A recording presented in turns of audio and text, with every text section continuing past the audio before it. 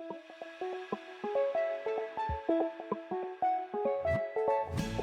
hi, we're standing here at the moon tree, and I wanted to give you a little bit of history information that I just recently learned, and I thought maybe I would share it with you. So back in 1996, there was a teacher in Cannelton Elementary School that was approached by one of her third grade students that asked her, "Miss Goebel, what is a moon tree?"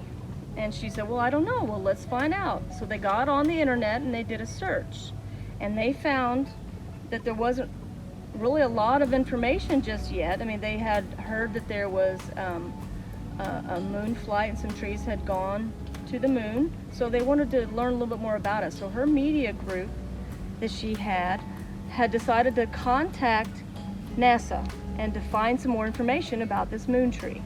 So she contacted this gentleman named Dr. David Williams, who was an archivist with NASA, and he said, I don't really know a lot about the moon tree. Let me find out. So he did some searching.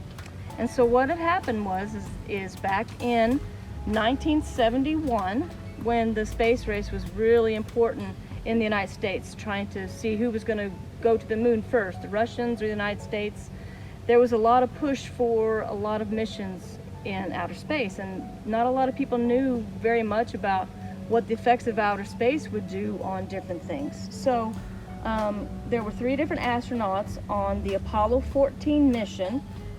There was astronaut Roosa, astronaut Mitchell, and astronaut Aldridge that had on the Apollo 14 mission trip, and they were allowed to take some personal items with them on this trip to see what happened. So astronaut Roosa was approached by the Forestry Service because he used to be a smoke jumper, which was someone who used to jump into forest fires to help put out fires.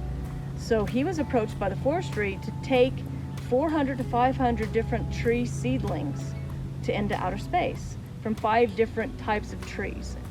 And so he took these seedlings with him, and they went to outer space, went to the moon.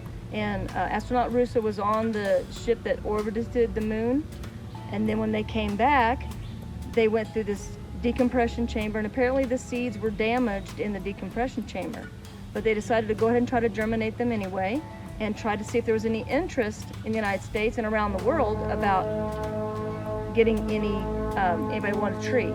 So in 1975, they had put a word out for anybody that's interested, and the Girl Scouts had asked, yes, they would like to have some seedlings. So in 1976, the bicentennial year of the United States, there was a lot of trees that were distributed throughout the United States and throughout the world, and other countries like Switzerland and Britain and Belgium and Germany and other places.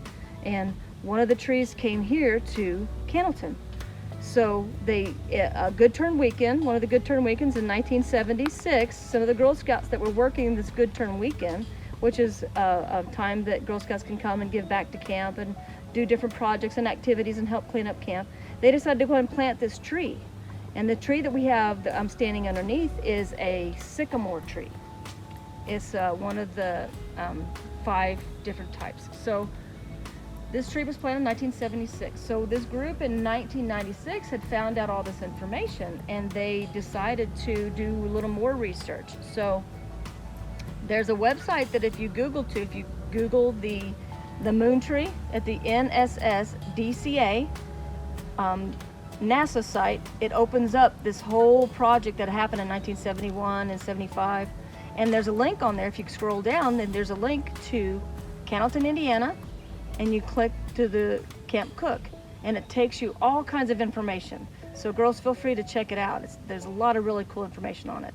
There's been a lot of spark and more interest now in space and finding out more information about the moon tree. So there's a plaque that was made by the Cannelton art teacher in the dedication ceremony that Lieutenant Colonel here was at in 2005, I believe, and had made this plaque for us about our wonderful moon tree.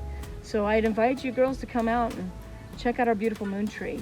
There was a little bit of damage I think in the hurricane of 2008 or 2009, but our tree is still beautiful, it's still standing, it's still flourishing, and it's still growing.